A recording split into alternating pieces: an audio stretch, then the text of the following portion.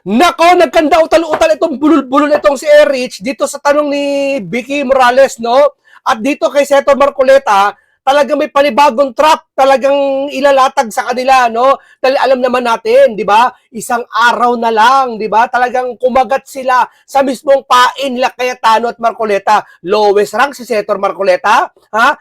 Ob-ob si Cayetano. Eh bakit kayo naasar ngayon na hindi sila pumapasok, ha? Hindi ang dahilan na pagkahuli ni Jinggoy kung ba't di sila napasok. Huwag niyong ipagdiinan yan. Kaya hindi sila napasok kasi baka agawin ninyo ang liderato nila at hindi na naman nasimulan ang Blue Ribbon. Ibig sabihin dito, masimulan mo na ang Blue Ribbon, mahayag ang katotohanan, kahit agawin nyo na ang lahat ng liderato. Ganun kasimple yun. Ang tawag dyan, the great sacrifice. Di ba? Kaya itong si Cayetano po, ipapalamon niya ang dalawang senador kay Senator Marcoleta. Ano ibig kong sabihin ipapalamon niya? Ipapagisa niya dalawang senador. Sino ba yung dalawang senador niya yan? Sa minority, ha? Yung nakatanggap ng mali-maleta. Sino ba nakatanggap? Kayo sumagot, nakatanggap. Sabi ng 18 Marines, isa doon si Erich at si Juan Bull. 'Di ba? Sabi na ng 18 Marines. Ngayon, kung meron man sa majority kasama ni Marcoleta nakatanggap din ng mali-maleta, ha? Hindi rin makakawala 'yon. Papakiramdaman nyo kung ano style ni Marcoleta ngayon. Wala siyang sasantuhin. Ipapaliwanag natin yan, no? At ito, sabi ni Senator Marcoleta, basahin natin ang sabi ni Senator Marcoleta. No senator should be silenced when the duty is to follow, to trail of the public money. No? Damay senator dito, ha? Hindi lang minority to, kasama majority dito. Kaya sinasabi nyo na natatakot si Senator Marcoleta pumirma sa partial report kasi baka may madamay siyang senador. Kalokohan yun. Bakit pipilitin ni Marcoleta na mag-imbestiga ngayon kung natatakot pala siya na may madamay sa kanyang kasamahan? Hindi siya natatakot. Baka yung kasamahan niya natatakot sa kanya. Ibahin nyo si Senator Marcoleta. No committee should be weak and when the task is to expose corruption. Oh, di ba? Ito na sabihin ko sa inyo, ha? Lahat ng ginawa na yan, pain ni Senator Marcoleta, trap yan sa minority. Ngayon, natrap na sila. Bakit? One day na lang. Hindi na mapipigilan ng ano. Paano nyo mapipigilan si Senator Marcoleta? Maliban lang sa physical. Pipisikalin nyo. Kaharangan nyo Senado. O ba anong gawin? Kaya nga Senator Marcoleta, mag-ingat po kayo. Ha? Mag-ingat po kayo sa dadaanan nyo. Hanggat maaari mag-escort kayo ng mga 10 napakaraming bodyguard. No, hindi lang. Talagang punuin nyo ng bodyguard yung buong Senado. Hindi ko ba? Diba? Bakit? Iba mangyayari. Number 1, si Tamba sa iimbestigahan at ang mga 18 Marines yata iimbestigahan. No? Natuloy na yata.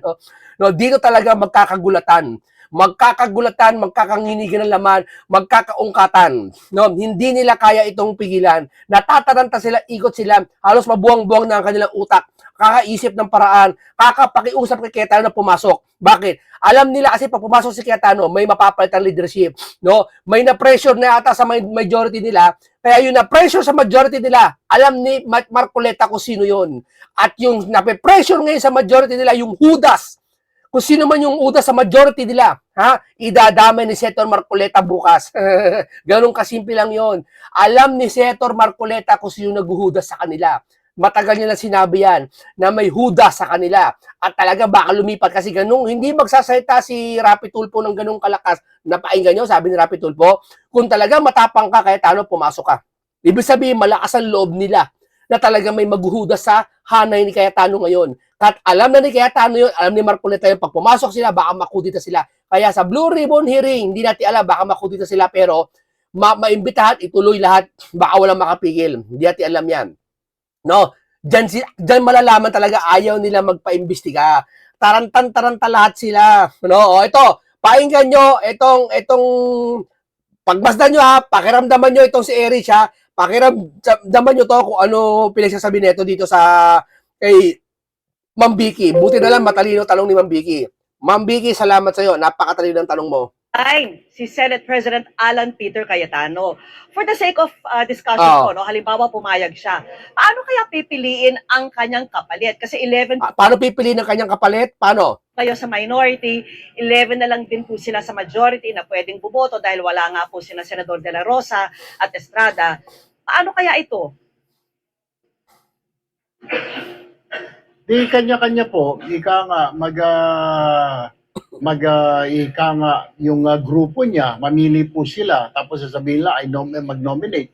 Grupo din po namin Ay mali. Ay mali. Ang ganda ng tanong sa'yo eh. Paano pipili? Ang layo ng sagot. Hindi yan sinagot ng direkta. nominate po ng Senate President. So, pagbobotohan po ito Paano nga pagbobotohan? Sinasabi niya, pagbobotohan talaga. Paano nga?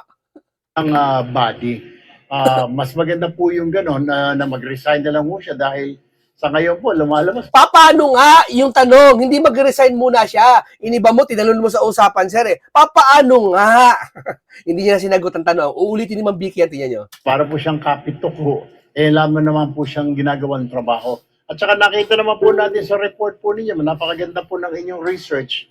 Lumalabas po na may president na pala na ayaw po niya magtrabaho, Hindi sir, ang tanong yan eh, ayaw magtrabaho. Ano ayaw magtrabaho? Ngayon na nagkaganyan, nagtatrabaho si Kali. Nakita natin sa maraming panahon si Alan Cayetano tatrabaho. Huwag mo sasabihin na ayaw magtrabaho ni Alan Cayetano. Ngayon lang yan dahil kaparaanan nila Senator Marcoleta yung ginagawa nila para mabigyan daan yung Blue Ribbon. Kaya hindi kalabisa na sasabihin mo hindi bagay magtrabaho ka Cayetano. Hindi. Walang pinagkaiba yan doon sa isang empleyado ng isang private or isang LGU na 20 years siya tatrabaho. Tapos umabsent siya ng 10 taon, umabsent siya ng 10 araw, sisilipin mo siya. Ba't anya 10 araw kang umabsent? Ha? Samantalang 20 years siya nagtrabaho ng walang patid, na walang absent, walang may flag ceremony, lahat kompleto. Tapos 10 araw lang siya nawawala, hanapin mo, sasabihin mo, hindi ka papasok. Ha? Deserve niya yon. Deserve nila yon na gawin yan sa inyo. Dahil yung nandoon kayo sa majority, hindi kayo nag-iimbestiga. Napasok nga kayo pero wala kayong ginagawa sa Blue Ribbon Committee, sa makapangyarihang committee. Tama, mali? niyang bumaba sa pwesto, kailangan pang pakialaman ng dating Pangulo, palayasin siya dyan para lumaya siya. Ganun po ba ang gusto niya? Kailangan po palayasin muna ng Pangulo para may pumalit sa kanya na para magtrabaho po siya. Papalayasin ng Pangulo? Ba't papalayasin ng Pangulo?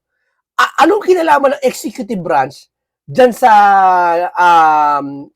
dito sa branch ng Senado? Di ba, judiciary, executive, legislative, anong kinalaman yan? Anong kinalaman yan, sir? Anong Pangulo siya sabi mo? Sino Pangulo siya sabi papalayasin si Cayetano? Sir, okay ka lang?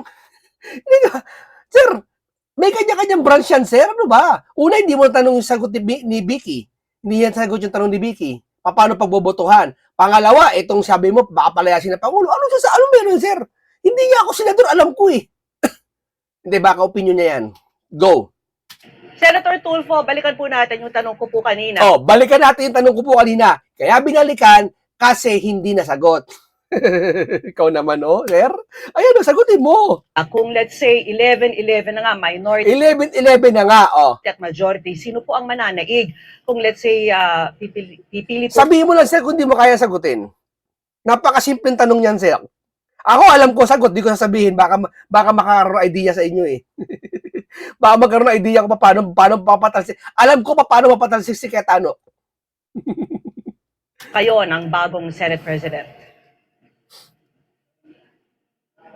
Hopefully by that time, Ms. Vicky, usually pag may gano'n naman, nababago yung number, break yung impasse niyan, yung isang grupo magiging 12 kasi may usapan na yan, nag-uusap na pa rin. Paano nga, sir? Alam namin yan, oo. Alam namin yan. Dapat may impasse at 11 maging 13. Paano nga? hindi na ulitin, Ma'am Vicky, ang tanong. Hindi na ulitin. Bumoto tayo, magkaibigan tayo. Yung pakiusapan na lang yan, Ms. Vicky. So, definitely, mabi-break yan pag may appointment na botohan sa pagkapangulo. Kasi yung siyempre, magbubutuhan. Ano ba naman? Paano nga? Tanong na naman. Pare dito na tayo. Kasi ang pangako nitong Senate President na ito yung mga bibigay sa iyo ng mga committee, etc. Tapos sabihin nyo, lowest lang si Marcoleta. Ito, simpleng tanong, hindi mahirapan isagutin. Ikaw naman, dyan, mukhang hindi yata magandang committee. So, nabi-break yun, nagiging 12-11 or 12-10, parang ganun, or 13-9. Ma'am, papaano nga? Alam ni Ma'am Vicky yan, kaya nagtatanong siya papaano nga? Alam niya yung 11, pwede maging 13, pwede maging 9, pero papaano nga? Pangalawang tanong niya na sa'yo yan eh. So, mas marami yung mag-i-elect dun sa bagong Senate President. Siyempre, possible rin po may abstention, kaya baka may manaig rin doon. Ano po? Si Ma'am Vicky na sumasagot tuloy.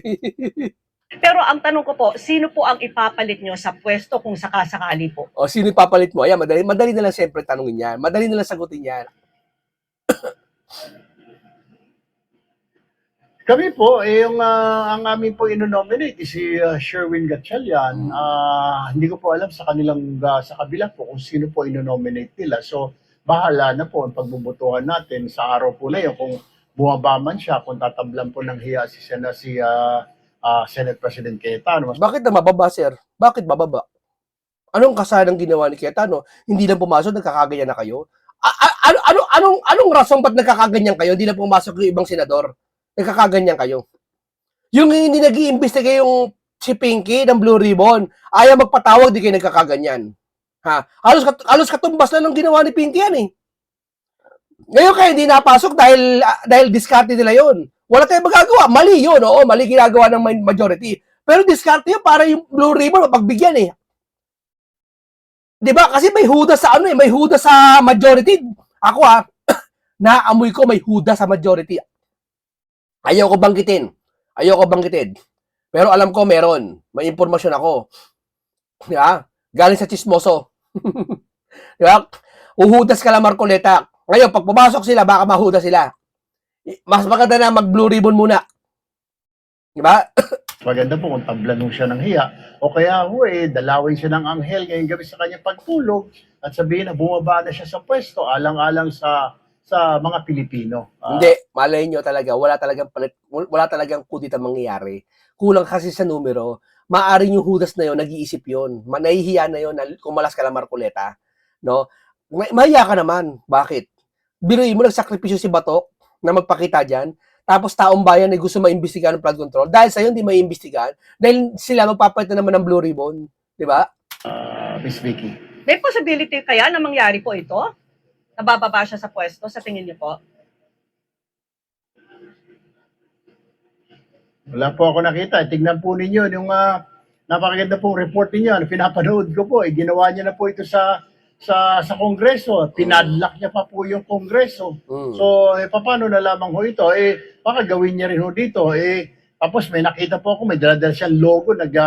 Baka yung logo niya na Senate President, dinala niya po sa bahay, inuwi niya. At doon haka-haka yan. Logo yung uwi sa bahay. Haka-haka lang yan. Uwi pa rin sa mga audience yan. Alam mo kasi may maniniwala kahit alam mong sample lang yan eh. Siya nagla-live. Para mas gusto na lamang po yata ni Senate President Cayetano maging vlogger, Miss Vicky. Wow, kasi trending yung mga ganyan salita eh. Vlogger o. O ano naman kung vlogger? Bakit minamalit mo vlogger? Ha? Buti pa nga vlogger, sasabi ng katotohanan eh. Kaysa mainstream media eh. Yung iba hindi lahat Di ba? Totoo. Baka ibang vlogger nakikita mo, hindi sasabi totoo. Mga nagsisinungaling, fake news. Ha? Maganda pa nga vlogger eh. O, ako vlogger ako eh. Pero inaamin ko, mas matalino ako sa'yo. Oo, mas matalino ako sa kanila. Di ba? O, alin vlogger na tinutukoy mo? Kaya tamaan kasi ako, vlogger din ako eh. Alin vlogger na tinutukoy mo, sir? Na mag-vlogger na lang si Cayetano? Okay, ano masama? Anong damage na naging vlogger siya? 'Di ba? Ano masama? Puro, kaya nga, mas maganda, bumaba na lang siya, mag-vlog siya ng mag-vlog. Ano naman kung mag-vlog siya? Bakit yung Pangulo? Nagba-vlog din naman yun ba't di mo sinasaway? Ng vlog, mas maganda, kikita pa po, may denomination po, may bayad po. Senator, sa ginawang ito ni Senator Cayetano, no, na hindi pagsesyon ng 2 araw straight, meron ba siyang pananagutan dito? Meron ba siyang nilabag na rule? Meron po, yung una po kagad, yung doon sa Section 3 po, ng bilang tungkulin po Senate President na I will hereby discharge faithfully my duty. Yun po yung pagiging Senate President niya po. Dapat po, meron po kaming session. Dapat po siya magpipreside sa mga session Monday to Wednesday at exactly 3 o'clock. Yun po yung unang rule na binayolate niya po. Ay hindi po siya nagpapasession po. Pangalawa, yung hindi po nila pagpasok na hindi man lang tinimbrihan under naman po sa Rule 14, Section 41 po ng aming rules of the Senate, na kailangan po timbrihan niya pag walang pasok yung majority floor leader at saka yung minority floor leader. Hindi naman niya po tinimbrihan si dating SP Soto for this past 2 days po, kahapon at saka kanina. Matitimbrehan kayo. Matitiktikan yung gagawin nila eh. Yan, diskarte yan. Para may blue ribbon niya, mabigyan daan. Balak nyo bang kasuhan siya dito sa ginawa niyang ito? Mag-uusap po ang minority Ang ganda ng tanong sa'yo eh. Balak ko bang kasuhan? po kung Mag-uusap na.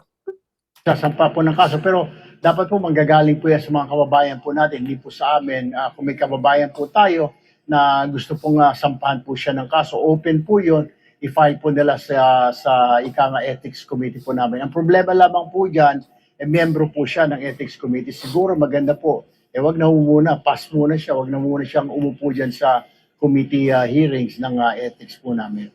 Senator Tulfo, sabi po ni Cayetano, kaya hindi po binubuksan ang sesyon ay para matiyak na matuloy raw ang Blue Ribbon Committee hearing sa Huwebes. Ayan na, si Cayetano sabi niya na, kaya hindi nabuksan ng sesyon kasi para matuloy ang hearing sa Blue Ribbon. Lahat mapatawag at lahat kayo mako-corner ngayon, mga mali-maleta na nabigyan. Ha? Baka kasama ka doon, ha, Erich, ha? Tanong ko lang, baka kasama si Juan Bula, pati ikaw, dalawang senador. At hindi raw maagaw ang mga komite. Hindi maagaw. Ba ang binabalak nyo at parang Totoo. may kinatatakutan ang mayorya para talaga inaalagaan nila yung Blue Ribbon? At Ma'am, okay lang kahit matakot, ma'am. Walang damage dun, ma'am.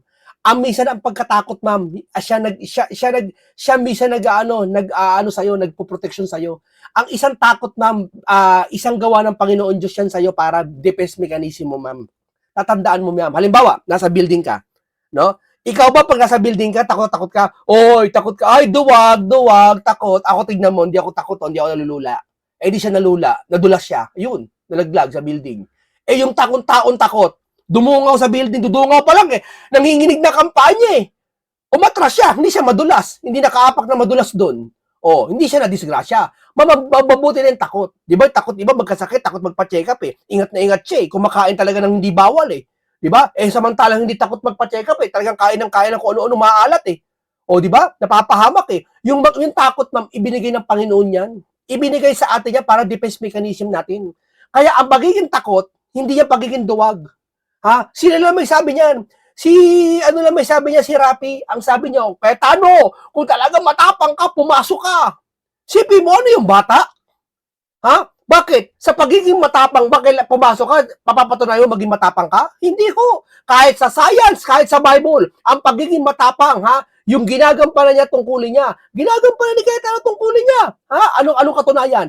2 araw lang siya wala. Bakit? Dahil pagbibigyan yung Blue Ribbon Committee na aagawin nila. Diba? Diskarte yun. pasabog sila sa Wala kasi katwiran to eh, mga to. Oo. Magbasa kasi kayo ng Biblia. Ilang beses ko sabi sa inyo, magbasa kayo. Para alam nyo. Thursday po. Ang ayaw niya lang sabihin na baka maagaw sa kanya yung Senate presidency. Doon po siya kinakabahan dahil 11-11 nga po eh. Sir, natural, pwedeng kabahan yan. Hindi dahil sa pagkaagaw sa kanya ng kapangyarihan niya. Ginakabahan sa bayan ng Pilipino, aagawin talaga nila. Kaagawin maaari nyo, ha? Na dahil hindi naman mabubuksan ng Blue Ribbon. Doon naman po sa hearing po sa Thursday, open po kami.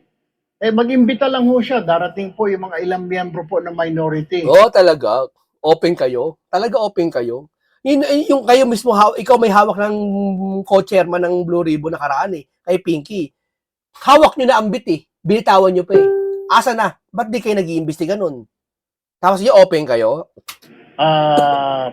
Sa Thursday po, di okay lang ho sa amin. Wala naman kami, ulit yung mga kami kontra. Actually, Miss Vicky, parang hindi ko maintindihan eh. Para namang pretentious, mapagkunwari. Pag ako kausap nito, talagang hindi maganda utal-utal. May nagbabalat kayo si Senator Cayetano. Nung Blue Ribbon hearing po, member siya ex officio dahil minority leader siya. Ni minsan po, hindi po siya nag-attend eh. Ex officio po siya, dapat pumirma po siya. Sir, wag mo sisilipin siya, hindi siya umattend ng Blue Ribbon kayo. Kayo silipin yung sarili nyo kasi hindi kayo nagpatawag. Si Cayetano hindi nanghihimasok sa ganon. Una-una, kahit manghimasok siya, hindi niya. Si Marcoleta nga, nanghihimasok na, hindi nyo inaano eh. O sige, sino mas malakas? Si Marcoleta, si Cayetano yung mga panahon na yon. Si Marcoleta, inaaway na si Pinky. Wala pa rin, ayaw pa rin mag-imbestiga eh. Anong kondisyon ni Pinky? Partial report, pirmahan daw muna. Tapos hindi bukod sa partial report, pipirmahan muna, ayaw ipatawag yung mga dapat ipatawag pinangalanan. Saka nakakita, yung mga pinangalanan na pwede makapagbigay ng mga ng mga idea na kung sino at magtatanong na naman si Senator Marcoleta, ayaw niya ipatawag. Ngayon sabihin mo si Cayetano, nung Blue Ribbon niya kami, hindi niya, wala nga si Cayetano eh. Ano wala si Cayetano? May Marcoleta naman. Ba't mo sisilipin si Cayetano? Paninilip yan. Pamumuntos yan. Report. Hindi po siya pumirma kasi nakita niya na ilan sa mga kasamahan niya tatamaan po doon sa Blue Ribbon. True enough. Tignan mo, yung kumampi sa kanya, may mga kaso po, kinampihan po siya. Ay, malayo. Kung talagang takot si Cayetano na talagang na ayaw niya pumirma sa partial report pati si Senator Marcoleta dahil natatakot sila na may kasamaan silang kasama sa maleta, di sana hindi nila i-continue ngayon, ipagpipilitan, ipopursu at iboboycott nila ang sesyon para mapagbigyan ng Blue Ribbon. Kung totoo yan sinasabi mo, sir, natakot sila. Sila pa nga nangunguna ngayon na yung Blue Ribbon na yan, kaya hindi kami napasok sa sesyon kasi yung Blue Ribbon na yan, talagang uunahin namin. Kaya yung sinasabi mo ngayon, conflict yan, sir, conflict. Po siya naging Senate President. Kung may problema po, may reklamo siya doon sa report po ng chairman, dapat pumirma po siya at naglagay po siya doon ng may mga question po siya with amendments para pag-usapan po sa floor. Hindi yung hindi ka pipirma. 10 po ng mga kasamahan niya sa mayorya ngayon, hindi po sila pumirma doon po sa committee report o chairman's report ng Blue Ribbon ni Senator Ping Lacson. Pinaganda lang eh. Partial, sabihin mo. Naliligaw yung tao eh. Baka anong pinapapirmahan na hindi pumirma na naman eh. O naman, no? Sir, matermino ako, sir. Sabihin mo, kung hindi pinirmahan, partial yun. Ikaw naman, pinalalim mo pa eh. Ang tanong po natin, bakit? Bakit? O ako sasagot kung bakit hindi pumirma. Kulang, partial niya eh. Ba't pipirma? Pinapaisip mo eh. Sagutin mo na kung bakit. Alam mo pala eh. Kasi pinoprotektahan nyo yung mga kamiyembro ninyo. Ay, hindi. Mali ka. Hindi pinoprotektahan yung kamembro. Actually, bukas magka-hearing na eh.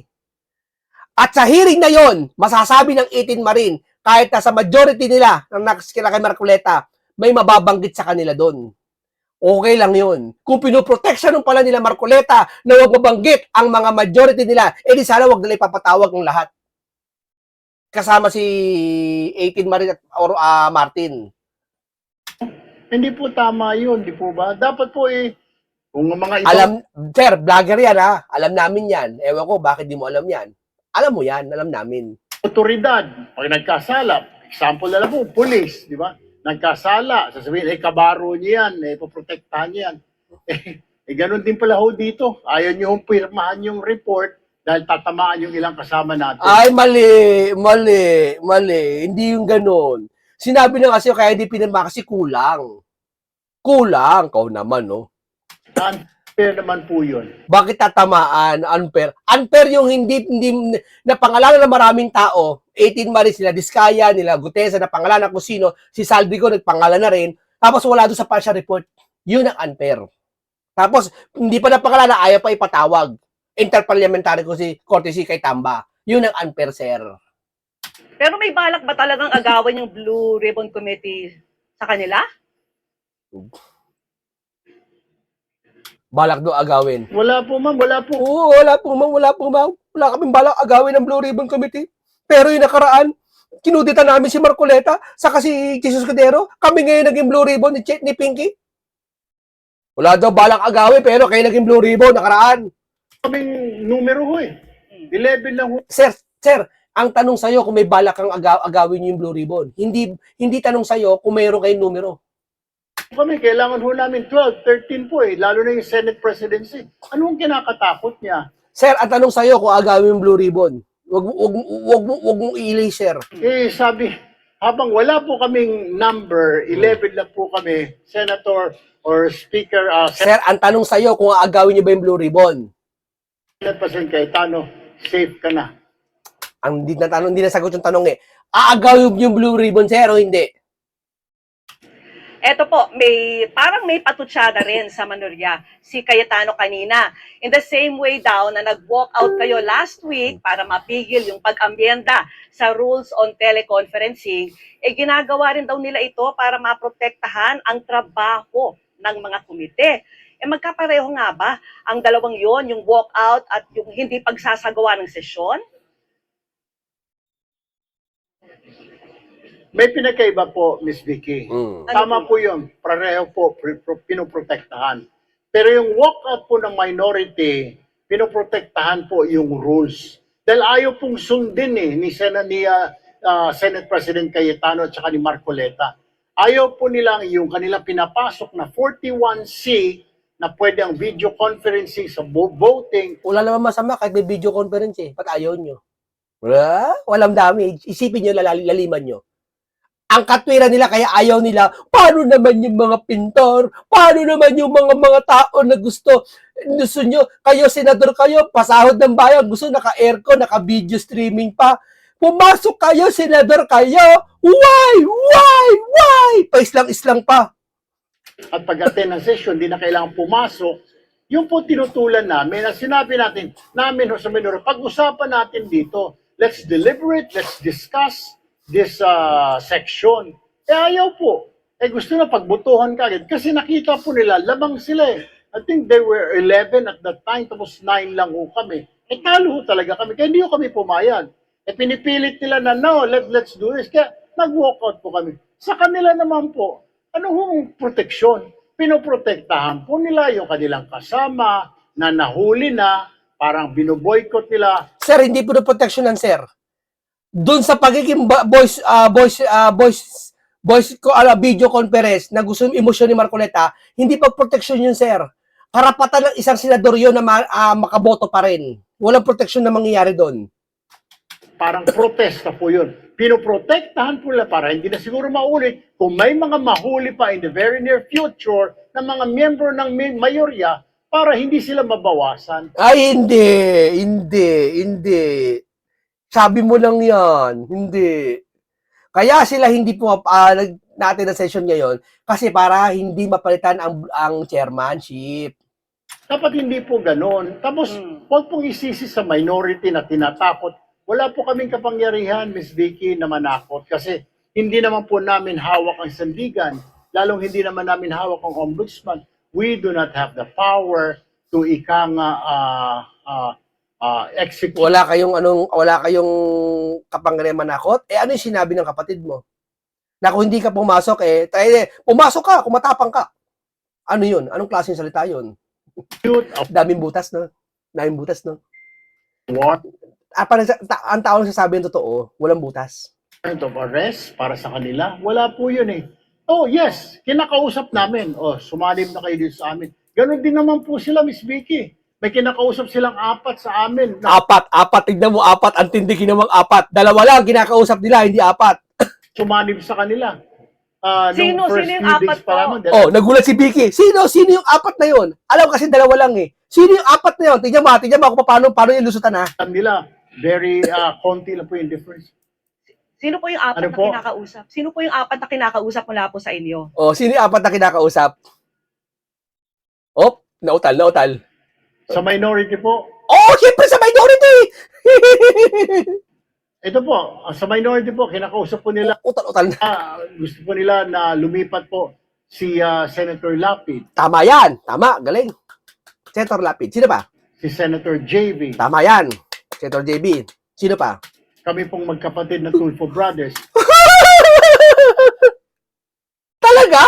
Kayong 2? Siyempre, pag tinanong mo isang kapatid niya, siyempre, kapatid, yun yung sasagot niya. Oo, tama. Kinakausap din kami. Kakausapin kay Nino na lumipat. Talaga ba? Malabo. Na sumama po sa 2 lang kinakausap. Huwag mo dagdagan, sir. Para palabasin na talagang desperado yung majority, oh. Dalawa lang kinakausap doon, si Lito, saka si JB, hindi po kayo kinakausap. Majority. Salita po sila ng salita na gusto nila lumipat po sila kinakausap po. Kami din ho naman eh. Kami din ho naman eh. Nakalimutan niya, nakasama pala siya dapat. No? Kami din naman eh. Nakalimutan mo, kasasabi nila kasi apat eh. Nakalimutan nila kasama pala sila doon. Kaya kami naman eh. Pero din po kami ng komite. Lumipat po kami ng apat para nga. Ilan Apat. Inadliban eh. No? sila dati? 13 para maging 17 po sila plus 4. Hindi naman po kami pumayag. Di po ba? Dahil mali naman po. Mukhang mali yung kanila ipinaglalaban. Mali po yung prinsipyo. Yung kanila ipinaglalaban po for their personal gain, business interest, family interest, political interest. Ano political interest yung sabi mo, family? Ano doon? Mag-iimbestiga na, nagkakaganyan na kayo? Ano masama? Mag-iimbestiga na naman Wala namang masamang tinapay pinakain sa inyo sila Marcoleta at Cayetano nakaraan Nagkakaganyan na kayo? Ano ba? Bakit ba? Hindi po interest ng bayan. Ano hindi interest ng bayan? Alin? Miss Vicky. Ano lang hindi interest ng bayan? Yung ginawa nila? Hindi lang umabsit lang dahil para sa Blue Ribbon. Yung Blue Ribbon, interest ng bayan yun Alin yung ginawa nila hindi interest ng bayan? May chance ba na lumipat we stood our kayo? ground. We said no. Hindi kami lilipat yan. Okay, sige ho. Hindi po doon na po kami lumipat. I thank God for this opportunity Pakinggan natin ng konti to to again directly talk to you, mahal namin mga kababayan, sa Luzon, Visayas at Mindanao, lalong-lalo na po sa mga nagsasakripisyong Pilipinong nagtatrabaho abroad. Magandang hapon sa inyo. Ulo ko sa yung kay Erich, opinion ko yun komentaryo ko yun. Bahagi yun ng freedom of speech natin para may malaman kayo, mahimay-himay natin. Parati po natin pinagdadasal na pagpalain ang ating bansa. Kasama po sa pagpapala ay ang katotohanan. This verse, John 8:3-2, then you will know the truth, and the truth shall set you free. Madalas po ito makot. The truth. Yan ang pinagkaiba ni Cayetano, nagba-Bible verse, sila wala. Salita ng Diyos ang kanyang inahayag dyan. Sabi, ginagamit mo ang Diyos. Bakit? Gusto nga ng Diyos magpagamit sa mga taong kinakailangan Hindi mo naman gagamitin ng Diyos sa sa walang kabuluhan Makabuluhan naman 'tong ginagawa nila Di ba? Gusto nga ng Diyos, tawagin mo siya, huwag mo siya itatwa Huwag mo siya ipagkangulo Di ba? Sa anong paraan ngayon, sa panahon ngayon, huwag mo siya ipagkangulo. Huwag mo ikahiya sa salita niya Mapalad ang bumabasa at nakikinig, sabi sa Revelation 1:3. Di ba? Shall set you free. Yan po ay pwedeng gamitin sa spiritual, sa religious. It's a biblical principle, but it is also applicable to everyday life. For example, yung isang addict sa sugal man, sa drugs, pag hindi niya inamin sa sarili niya yung katotohanan na ako'y addict, na siya'y addicted sa drugs, for example, hindi siya masaset free. Hindi magkakaroon ng pagbabago. Lies continue to enslave us. Truth set us free. Ibig sabihin niya dito, pag hindi mo sinawa yung mali, walang magiging pagbabago. Mali ginagawa na nasa ibang minority, hindi lahat Mali So today, I'm here to tell you some fundamental truths. Nung nasa inyo majority, hindi kayo nag-iimbestiga sa flood control. Ngayon, gusto nyo nasa minority kayo, gusto nyo bawiin kala Cayetano, tapos gusto nyo ayaw mag-imbestiga, dami nyo kino-question sa subcommittee ni Marcoleta, na kaya siya bawal yan, illegal yan. Talagang ayaw nila may matuklasan sa flood control issue. About what is happening in the Senate and in our country. Let me start with the May 11 change in leadership and also on the walkout by the minority. In both cases, may objective. Nung May 11, kaya pala nandun yung NBI, kaya pala pinapasok ng mga nasa majority noon at nasa minority ngayon, ayaw nila magkaroon ng palitan ng leadership. Ang sinabi nila na hindi katotohanan ay dahil daw to sa impeachment. Pero yung pala, ito'y tungkol sa maraming bagay kasama po na magkaroon ng independent, impartial impeachment, but also ayaw na magkaroon ng hearing sa Blue Ribbon na kung saan lalabas ang buong katotohanan. Marami pang ibang issue. Yan ang ayaw nila. Tapos sasabihin ni Erich natatakot sila pumirma ng partial kasi may kasamaan silang madadawit. Eh kung natatakot sila pumirma ng partial dahil may kasamaan silang nadadawit, bakit i-continue ngayon nila? Ipinipursue nila ngayon. Di ba? Na sa mga susunod na araw ay pag-uusapan. We're listening to you, we hear you, na ang pangunahing issue ay trabaho, ay kita, ay ang taas ng presyo, yung araw-araw na kabuhayan ng ating kababayan. Yan po ay pinakamalaking issue. Ang ating survival, spiritual, physical, financial survival is always a priority. Pareho din sa health po yun. Yung po ang speech ko nun. We look at the bigger picture.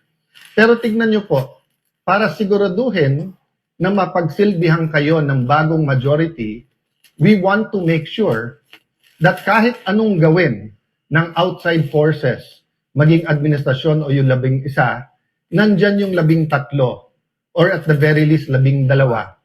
Ang gagawin ni Cayetano, ipapakain kay Marcoleta yung 2 senador na sangkot sa maleta. Sinasabing subukan naman natin ito. Ipapagisa ni Cayetano yung 2 senador kay Senator Dante Marcoleta. Kaya ginawang subcommittee. Hindi si Pia Cayetano mag-iimbestiga pero ginawang subcommittee si Marcoleta. Gulat sila lahat Masubukan nyo kung anong madideliver namin sa inyo. Ang problema, for the last 3 weeks... Kaya may bagong trap si Senator Marcoleta sa kanila. Trap yan. Na-trap sila ngayon. Pag sinabi na trap, hindi ka makakagalaw. Na-trap ka nga Na-trap sila ngayon sa sitwasyon na yan. Na-trap ni Senator Marcoleta ang minority. Yun lang yun. Walang ginawa kung hindi takutin kami, i-twist ang aming arm, operan ng kung ano-ano para lumipat sa kanila. I'll go back to that later on. What's my point? You want an independent Senate.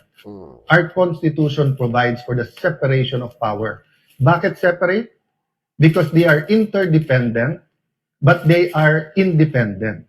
Ibig sabihin po, one cannot survive without the other. Hindi naman po pwedeng walang judiciary. Hindi pwedeng walang executive department.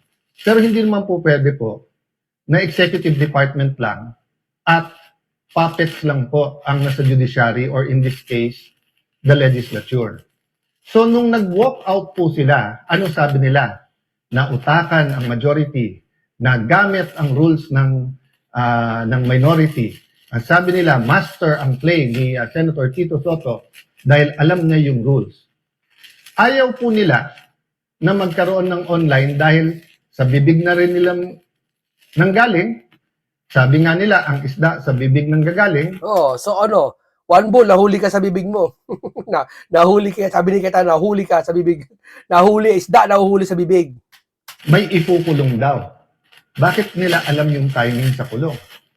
Sinabi ni Senator Jinggoy. One bull, nadulas ka na. Hindi lang ngayon nangyari sa kanya yan. Since February. Wala na daw kaso pag siya po ay sumunod sa kanila. In this case, lumipat.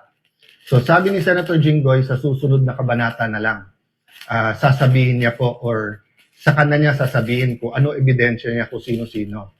Okay, maraming salamat sa inyo. Ganito lang po muna tayo. At sasabihin sa susunod sabihin natin kung ano yung sinabi ni Jinggoy, no? Dito po nalaman natin kung ano talagang kinakatakutan nila, ang flood control. Maraming salamat na puno ko naman kayo ng bagong kaalaman. Isang komentaryong punong-puno ng karunungan at isang talakayan na makabuluhan. Isang content na punong-puno ng lesson learned, no? Maraming salamat sa inyo. Ingat lagi kayo. Paalam po sa inyong lahat.